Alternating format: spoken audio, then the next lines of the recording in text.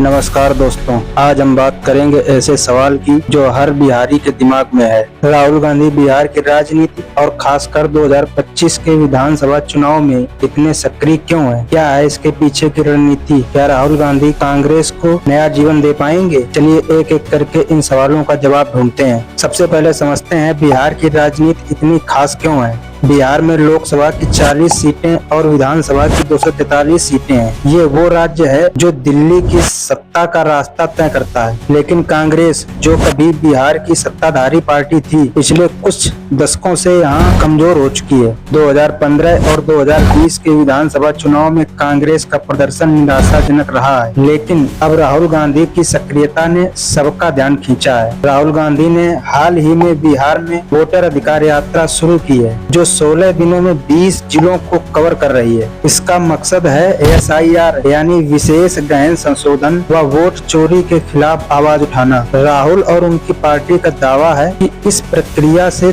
दलितों और OBC अल्पसंख्यकों के वोटर लिस्ट में नाम हटाए जा रहे हैं। ये मुद्दा बिहार के गरीब और हाशिए पर रहने वाले समुदायों को जोड़ने का एक मौका देता है। राहुल इसे भुनाने की कोशिश कर रहे हैं ताकि कांग्रेस की छवि एक ऐसी पार्टी की बने जो सामाजिक न्याय के लिए लड़ती है। लेकिन क्या ये सिर्फ एक पॉलिटिकल स्टंट है या वाकई में इसका असर होगा? आप क्या सोचते हैं? बिहार में जाति का रोल कोई नई बात नहीं है। यहाँ 36% OBC, 15% दलित और करीब 70% अल्पसंख्यक आबादी है। राहुल गांधी ने जातिगत जनगणना और निजी क्षेत्रों में आरक्षण जैसे मुद्दे को उठाकर इन समुदायों की अपनी तरफ खींचने की कोशिश की है। साथ ही राहुल गांधी इंडिया गठबंधन को मजबूत करने में जुटे हैं। RJD के तेजस्वी यादव और ML पार्टी के दीपांकर भट्टाचार्य के साथ उनकी मोटरसाइकिल रैलियां इसका सबूत हैं। ये गठबंधन NDA यानी BJP और JDU को टक्कर देने की तैयारी में है। लेकिन सवाल ये है, क्या ये गठबंधन बिहार के जटिल जातिगत समीकरणों को समझ पाएगा? कांग्रेस बिहार में लंबे समय से कमजोर रही है, लेकिन राहुल गांधी की भारत जोड़ो यात्रा, न्याय यात्रा